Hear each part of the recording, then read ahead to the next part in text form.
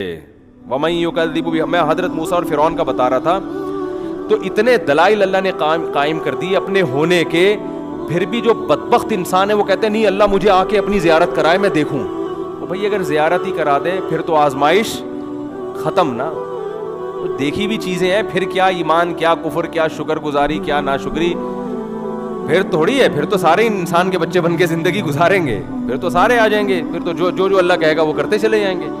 आजमाइश तो ये कि निशानियां देख कर किस पर यकीन करो, अल्लाह पर, अपने रब को पहचानो। तो जो काम फिरौन ने किया था ना, हजरत मूसा ने दलाइल के अंबार लगा दिए।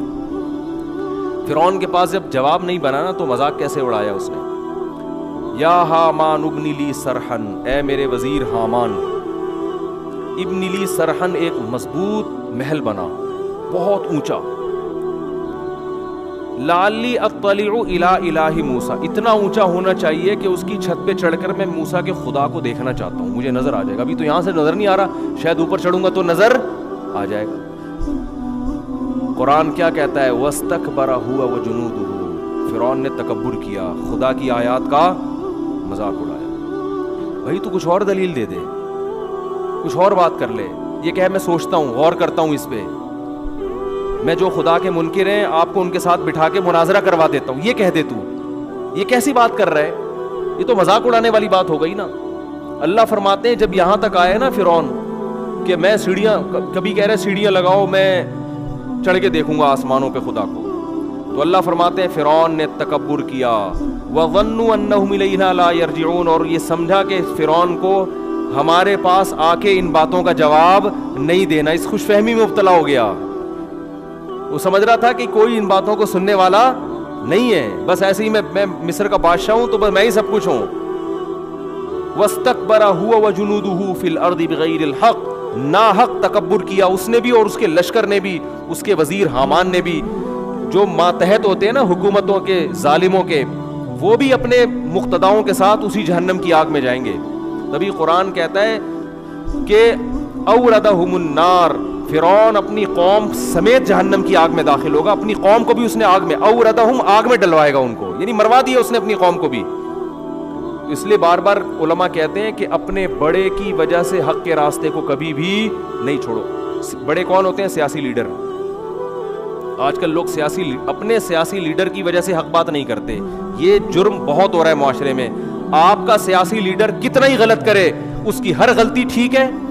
आपके जो अपोजिशन का लीडर है वो कितना ही सही करे, उसका हर सही काम क्या है? गलत है। ये हर सियासी जमात में चल रहा है। तो याद रखो, जब अल्लाह आपके सियासी लीडर को उसकी गलतियों पे पकड़ेगा ना क़यामत के दिन, तो अल्लाह आपको भी पकड़ेगा जो उसकी तरफ से गलत सलत तावीलात करते थे उसकी चमचागिरी में। बहुत मुश्किल है बात समझाना। और किसी के सही या गलत, किसी की गलती या सही का फैसला इसलिए नहीं किया जाता, इससे नहीं किया जाता कि ये कैसा है, इससे किया जाता है कि इसका ये अमल कैसा है। ये हमारे एक बहुत बड़ा फॉल्ट है कि ये बंदा ठीक नहीं है तो अब इसका जो भी काम होगा वो क्या होगा? खराब होगा। और ये बंदा चूंकि सही है, आपके ख्याल में सही है, तो अब ये हर उल्टा काम भी क्या कर रहा होगा? सही कर रहा होगा। ये मार्केट में होलसेल के हिसाब से ये बीमारी चल रही है। तो अपने सियासी लीडरों का ना इतना दिफा करो जितना अफोर्ड कर सको। बात आ रही है समझ में? ये सोच लिया करो, क़यामत के दिन जब अल्लाह पूछेगा कि तुमने जिसको वोट दिया था, तुम जिसकी सियासी तंजीम में थे, जब वो ये कानून पास कर रहा था या ये उल्टा काम कर रहा था या हुकूमत से ये गलत मुतालबा कर रहा था या अपनी हर गलती को सही कर रहा था, तो तुमने ये सोचा था कि ये सही कर रहा है या गलत कर रहा है, और मुझे अल्लाह के सामने इसका हिसाब देना है कि अल्लाह जब मुझसे पूछेगा, तो ये सोचे समझे बगैर आप जो करे किए जा रहे हो ना, ये बड़े लीडर ही आपको मरवा देंगे क़यामत के दिन, ठीक है ना? बोलेंगे। और कुरान में जगह जगह आता है कि जो बड़े होंगे छोटे बरात का ऐलान करेंगे कि हम तो तुम्हारी चमचागिरी में और तुम्हें लीडर मान के ये सब कुछ कर रहे थे, आज तुम हमें अल्लाह के अजाब से बचाओ, तुम्हारी वजह से बर्बाद हुए। तो वो जवाब में कहेंगे कि हम तुम्हें जब बचा सकते, जब हम खुद तो बचते, हम जो खुद नहीं बच रहा वो दूसरों को कहाँ से बचाएगा? तो इसलिए भाई इन अपने लीडरों का दिफा इतना करो जितना एफोर्ड। वो मुझे बचपन का एक लतीफ़ा याद आ गया, एक मज़ाहिया। हम तो बचपन में ना ऑडियो कैसेट भी मज़ाहिया सुना करते थे, तो और वो कुछ वीडियो भी आजकल भी आ जाते हैं वो यूट्यूब पे। तो एक आदमी को आदत थी कि वो भूलने की ना, तो भूले से पता नहीं क्या क्या कर रहा होता था। तो किसी ने कहा कि तू कभी भूले से अपनी बीवी को बहन समझा है? اتنے بڑی بڑی چیزیں بھولتا ہے. کہہ رہے ہم اتنا بھولتے ہیں جتنا افورڈ کر سکیں, اتنا ہی بھولتے ہیں جتنا افورڈ کر سکیں. تو جو گھننے ہوتے ہیں نا آج کل بے وقوف, وہ بھی اتنے ہی بے وقوف ہوتے ہیں جتنا کیا کر سکیں, افورڈ. لیکن اپنے سیاسی لیڈروں کے بارے میں اتنی تعویلات کر رہے ہوتے ہیں کہ ان کو پتہ ہے کہ قیامت کے دن ہم یہ افورڈ نہیں کر سکتے. تو اپنے لوگوں کا اتنا دفاع کیا کرو جتنا برداشت ہو جائے. بسوں کے پیچھے بار بار بتاتا ہوں, لکھا ہوتا ہے تب پڑھے تو پاس کر ورنہ کیا کر, برداشت. یہ بہت اہم پوائنٹ کی بات لکھی ہوتی ہے اس میں.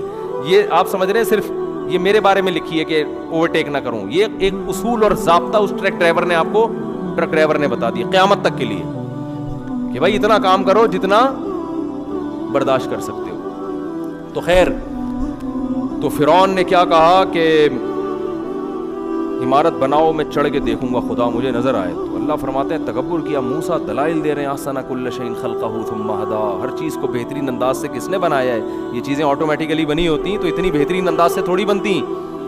پھر ہر چیز کو نیچر کے راستے پہ چلا دیا, آسمان سے بارشیں برسا رہا ہے, مٹی سے انسان کو بنا دیا, سارے تصرفات کیسے مٹی سے کھلونے بنائے ہیں, اسی مٹی سے خربوزے بن رہے ہیں. زمین میں دیکھو کچھ نظر آتا ہے, انار انگور خربوزہ کچھ بھی نہیں ہے.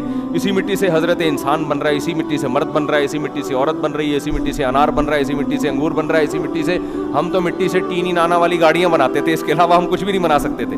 خدا اس مٹی سے آم بھی بنا دیتا ہے, خدا اس مٹی سے خربوزے بنا دیتا ہے, خدا اس مٹی سے کھجوریں بنا دیتا ہے, خدا اس مٹی سے انسان بناتا ہے, اس مٹی سے شیر بنایا, گدھا بنایا, کتے بنائے, بلیاں بنائیں, ساری چیزیں اسی مٹی سے بنا کے اور زمین میں پھیلا دی. کیا کچھ نہیں بن رہا, اور پھر دوبارہ اس مٹی کر دیتا ہے تھوڑے دنوں میں مار کے, دوبارہ وہ کیا بن جاتی ہیں, مٹی.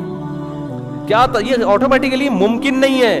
تو اللہ کہتے ہیں کہ میں نے اتنے دلائل دے دیے ہیں, اب بھی ان کی سمجھ میں نہیں آ رہا. فذرنی, اے محمد صلی اللہ علیہ وسلم آپ ٹینشن نہ لیں, چھوڑ دیں میرے حال پہ, اور مجھے اس کے ساتھ میں نمٹ لوں گا. آپ کا کام ہے تبلیغ, آپ اس کی سمجھ میں نہیں آ رہا کسی اور کو سمجھائیں. ان نفعت الذکری سیذکر من یخشی, جس کے دل میں خوف ہوگا وہ ضرور آپ سے نصیحت حاصل کرے گا. یہ نہیں کہ نصیحت ہی چھوڑ دیں, ان لوگوں پہ چھوڑ دیں جن سے فائدے کی امید نہیں ہے. اچھا, اب قرآن کہتا ہے کہ ان کو میرے حال پہ چھوڑ دیں, میں نمٹتا ہوں. تو اب فوراً سوال پیدا ہوتا ہے کہ اب تو اللہ ان کو پکڑ کے مار دے گا. بالکل ہے بھائی, اب تو اللہ جب نبی کو اور جو بھی قیامت تک دعوت دینے والے لوگ ہیں, حق کی بات کرنے والے لوگ ہیں, گویا اللہ نے ان سے کہہ دیا اب آپ کیا ہو جائیں, سائڈ پہ ہو جائیں, اب میں نمٹوں گا ان سے. تو فوراً ایک خیال آتا ہے نا کہ اب تو اللہ ان کو چھوڑے گا نہیں. اللہ فرماتے ہیں ایسا نہیں ہے کہ میں ان کو پکڑ لوں گا فوراً مار دوں گا, نہ سنستدرجہم, میں ان کو ڈھیل دوں گا. اتنے دلائل قائم کرنے کے بعد بھی سمجھ میں نہیں آ رہا, تو اب میں ان کو کیا دوں گا, ڈھیل. کھاؤ پیو موج مستی کرو, کوئی بات نہیں, کیونکہ دنیا دارالامتحان ہے, دارالجزا نہیں. جیسے آپ ایگزامینیشن ہال میں بیٹھے ہو, پیپر حل ہی نہیں کر رہے, ایگزامینر آپ کے کان میں آ کے کہتا ہے بھائی کیا کر رہا ہے یار, آپ کو شاید بھول گئے ہوگے, پیپر کا ٹائم شروع نہیں ہوا. وہ سمجھتے ہیں شاید غلط فہمی ہوئی, یاد دہانی کرائے گا بھائی ٹائم شروع ہو گیا پیپر, اگر آپ کو پیپر نہیں ملا تو میں لا کے دے دیتا ہوں. وہ اس طرح سے نصیحتیں کرے گا نا, پھر بھی آپ بیٹھے ہو سر پکڑ کے. وہ آ کے کہے گا, پاکستان میں ہوگا تو پھر تو کوئی مسئلہ ہی نہیں ہے, آ کے کہے گا نہیں ہو رہا, حل نہیں ہو رہا, لاؤ 50 روپے تو میں کروا کے لاتا ہوں. یہ تو میں وہاں بتا رہا ہوں, کراچی میں تو شاید ایسا ہی ہوتا ہے, باقی کا مجھے نہیں پتا, سب جگہ ہی ایسے ہو رہا ہے. ٹھیک ہے نا. تو لیکن اگر سچی مچی کا یعنی کوئی صحیح ایماندار ہو تو وہ کیا کرے گا کہ آپ کے پاس آئے گا, آپ سے بولے گا بھائی کیا مسئلہ ہے, شاید آپ کو نہیں پتا کہ ٹائم شروع ہو گیا. بھائی ٹائم شروع ہو گیا, کہہ گے آپ کہیں گے اچھا ٹھیک ہے پتہ چل گیا. پھر بھی آپ پیپر حل نہیں کر رہے, وہ آگے کہ بھائی کوئی پیپر ایسا تو نہیں, آپ کو فزکس کا پیپر تھا اور کسی نے غلطی سے کیمسٹری کا تو نہیں پکڑا دیا, کسی اور کلاس کا تو نہیں, چیک کر لوں. نہیں یہ مجھے فزکس کا ہی ملا ہے, ماشاء اللہ بہت اچھا. پھر بھی آپ حل نہیں کر رہے, تو پھر وہ آئے گا آپ سے آ کے کہے گا کہ یار کوئی اگر سر میں درد ہے, کوئی مسئلہ ہے تو پیناڈول رکھیے میرے پاس. ہمیں ہدایت ہے کہ اگر کسی کی طبیعت خراب ہو جائے تو فوراً جو دوائیں ہمارے پاس جو ہے نا, جو فوری دوائیں ہوتی ہیں وہ رکھی ہوئی ہمارے پاس. کوئی پیٹ میں درد ہے, کوئی واش روم کا تقاضا ہے تو یہ واش روم ہے, ٹھیک ہے نا, یہاں چلے جاؤ. کوئی بھی مسئلہ ہو بتاؤ, گٹکا چاہیے, پان چاہیے, تو وہ آپ کو 5-6 دفعہ نصیحت کرے گا. اس کے بعد کہے گا 2-3 دفعہ اور کرے گا تو کوئی دوسرا جو اس سے سینئر ہوگا بولے گا بھائی تو اس کو چھوڑ دے اپنے حال میں, اس کو کیا کر چھوڑ دے. اور جو پیپر چیک کرنے والا اگر وہاں کھڑا ہوگا نا, وہ کہے گا کہ اس کو چھوڑ دے, میں اس سے خود ہی نمٹ لوں گا, تیرا کام کیا ہو گیا, ختم. پیپر میرے پاس آئے گا, کچھ بھی نہیں لکھا ہوگا تو فیل کر دوں گا. تو اب وہ جو یہ کہے گا نا کہ میں مجھے اس کے ساتھ چھوڑ دے, تو یہ نہیں ہے کہ چھوڑ دے کا مطلب میں جاؤں گا ابھی پیپر پھاڑوں گا, تھپڑ لگا کے اس ایگزامینیشن ہال سے ٹھڈے مار مار کے باہر نکالوں گا اور اس کو برا بلا کہوں گا ایسی کی تیسی, تو یہ کیا کر رہا ہے, تو اسے شرم نہیں آتی, تو آیا کیوں ہے جب تیرے کو پرچہ ہی نہیں آتا, اور تو بے وقوف آدمی اپنے باپ کا بھی پیسہ ضائع کیا, اپنی ماں کا بھی پیسہ ضائع کیا, تو نے ماں کی دعاؤں کی بھی جو ہے نا تو نے قدر نہیں کی. کچھ نہیں کرے گا وہ کہے گا بھائی کوئی اتنی بڑی پرابلم کی بات نہیں ہے, کچھ لوگ پاس ہوتے ہیں, کچھ کیا ہوتے ہیں, فیل ہوتے ہیں. تو ایگزامینر اگر زیادہ فری ہونے کی کوشش کرے گا نا, پھر بھی جا کے سمجھا رہا ہے, تو سینئر کیا کرے گا, بھائی اس کو آپ کا یہ ہیڈ ایک نہیں ہے, آپ نے اپنا فرض ادا کر لیا, چھوڑ دو اس سے میں خود نمٹ لوں گا.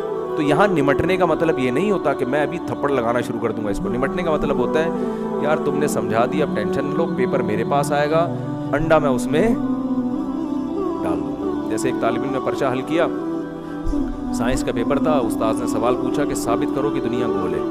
بہت طریقوں سے ثابت ہوتا ہے کہ یار سورج مشرق سے نکل کے دوبارہ مشرق میں آ جاتا ہے, اس کا مطلب کیا ہے, بہت سارے طریقے ہیں نا, اس سے پتہ چل رہا ہے یار کچھ ہے, گول ہی لگ رہی ہے اس سے, تو ٹھیک ہے نا. سمندر پہ جب ہم دیکھتے ہیں تو تھوڑا سا ایسی کرو نظر آتی ہے, جہاز سے بھی, تو بہت سارے طریقے, اس کو آتا کچھ تھا نہیں. تو اس نے جواب لکھا کہ چشمہ لگا کے دیکھو تو بھی زمین گول ہے, چشمہ اتار کے دیکھو تب بھی زمین گول ہے. کیونکہ بعض ایگزام میں جو ممتحن ہے نا وہ بالش کے حساب سے نمبر دیتے ہیں. ہم جب اسکول میں پڑھتے تھے یہ مشہور تھا, نہیں آتا تو وہ بالش کے حساب سے لکھا کتنا ہے اس نے, ایک بالش کے 50 نمبر, 2 بالش کے, تو وہ پڑھتے ہی نہیں, ان کو آتا بھی نہیں. اور یہ سچی مچی کا واقعہ ہے. ہمارے ایک دوست کہتے ہیں کہ اسلامیات کے پیپر میں کچھ تاریخ اسلامیات تھا یا پتہ نہیں معاشرتی علوم کا پیپر تھا, تو ایک سوال آیا کہ مشہور تاریخی شخصیات کے بارے میں نا, پاکستان کی کچھ مشہور, تو کسی ایک شخصیت پہ نوٹ لکھیں. کہہ رہے ہیں مجھے کوئی شخصیت ہوئی پتہ نہیں تھی, میں نے اپنے ابا کا نام ڈال دیا مولوی تمیز الدین, ان کے ابا کا نام تھا تمیز الدین. تو کہہ رہے میں نے کچھ آتا تھا نہیں مجھے, تو میں نے مولوی تمیز الدین سن 1900 فلاں میں پیدا ہوئے اور فلاں جگہ آنکھ کھلی, کر جو پھینکتا جا رہا ہوں میں نا, لکھا میں نے, اور اتنے میں تعلیم پائی, پھر فلاں حسن میں یہ کیا, پھر تحریک پاکستان کی فلاں اس میں حصہ لیا, پھر یہ کیا وہ. کہہ رہے پورے نمبر ملے ہیں مجھے, کیونکہ جو پیپر چیک کرنے والا تھا نا وہ سوچ رہا تھا یار یہ کوئی ہم سے بھی بڑا فنٹر ہے, یہ کوئی ہم سے بھی بڑا فنٹر ہے, کہ ہمیں جن شخصیات کا نہیں پتا اس کو, لیکن لکھا اتنے اسٹائل سے نا, ہوشیار تھا. تو وہ پتہ ہی وہ اس کا جس کے ساتھ یہ واقعہ ہوا نا, اس نے مجھے خود بتایا کہ میں اپنے ابا کا مولانا بھی خود ہی لگا دیا اس نے. تو کچھ تو لگانا پڑے گا نا, علامہ یا مولانا کچھ تو ہوگا نا, شخصیت ہے تو کچھ تو ہوں گے نا. تو ایسے کر کے کہہ رہے ہیں ہم نے پورا چھاپ دیا. تو بالش کے حساب سے 50 نمبر, یہ 100 نمبر ہو گئے, یہ 150 نمبر ہو گئے, اس طرح اگر چل رہا ہوتا ہے بعض جگہوں پر حساب کتاب. تو خیر, تو کیا بات کر رہا تھا یار میں, کدھر سے کدھر آ گئی. ہاں تو میں عرض کر رہا تھا, تو اللہ نے بھی قرآن میں ہاں میں کہہ رہا تھا کہ وہ اس نے کہا کہ اب پیپر آتا نہیں ہے, اس نے کہا ثابت کرو زمین گول ہے. تو کہہ رہا ہے چشمہ لگا کے دیکھو زمین گول, چشمہ اتار کے دیکھو زمین گول, سائڈ سے دیکھو زمین گول, سائڈ سے دیکھو زمین گول. اس کا خیال تھا کہ بالش کے حساب سے نمبر ملیں گے. تو اتنا مختلف طریقوں سے اس نے زمین کا گول ہونا ثابت کیا.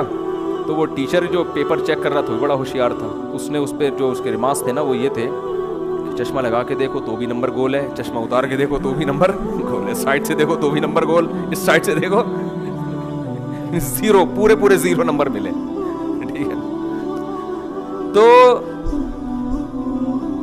جو ایگزامینیشن ہال میں نگرانی کرنے والا ہے وہ کیا کہتا ہے, بھائی اس کو چھوڑ دو, کیونکہ ابھی کچھ بھی نہیں ہوگا, جب ریزلٹ اناؤنس ہوگا. اچھا اس دوران آپ اگر چائے منگوائیں تو آپ کو, اگر کوئی وہاں ایسا سسٹم موجود ہے تو چائے بھی ملے گی, پانی بھی ملے گا, سارا پنکھا بند ہو گیا تو پنکھا بھی کھلوا دیں گے, بھائی یہ گرمی لگ رہی ہے. اچھا ایگزامینیشن ہال ہوگا تو اے سی بھی آن کر دیا جائے گا. تو یہ ساری فیسلٹیز ملیں گی آپ کو. تو اللہ فرماتے ہیں کہ جو میری بات نہیں مانتا فیسلٹیز اس کو ساری دوں گا, مجھے اس کے ساتھ چھوڑ دو بس اکیلے, میں نمٹوں گا. کیسے؟ ایسے نہیں کہ پکڑ لوں گا, نا نا نا نا, سنستدرجہم, مہلت دوں گا, اور مال میں اضافہ ہو جائے گا, اور مزے کی زندگی. ظالم ترقی کرتے کرتے کہاں تک پہنچ جاتا ہے آپ دیکھو, مظلوم بیچارہ پستا رہتا ہے, اور ظالم ترقی کرتے کرتے بڑی بظاہر بڑی کامیاب زندگی گزارنا شروع کر دیتا ہے, پیسہ بھی آ جاتا ہے اور کیا کچھ مل جاتا ہے اس کو. تو اللہ فرماتے ہیں سنستدرجہم, عن قریب ہم ان کو ڈھیل دیں گے, اس طور پر من حیث لا یعلمون, ان کو پتہ بھی نہیں چلے گا کہ یہ اللہ کی نعمت نہیں ہے, یہ تو کہ تمہیں آخرت میں پکڑنا ہے تو دنیا میں سب کچھ دیا جا رہا ہے کہ چل بھائی تجھے یہ حسرت نہ رہے کہ میں نے مزے نہیں اڑائے, اور مجھے آخرت میں جو سزا مل رہی ہے غلط مل رہی ہے, نہ مجھے تو گناہ کی وجہ سے دنیا میں بھی مزہ نہیں آیا تو آخرت میں کیوں سزا مل رہی ہے. اللہ فرماتے ہیں یہ حسرت نہیں رہے گی, ٹھیک ہے نا. اس لیے فرمایا تمتعوا فإن مصيركم إلى النار, اللہ کہے گا اڑا لو مزے, آخرت میں آنا کہاں ہے, آگ کی طرف.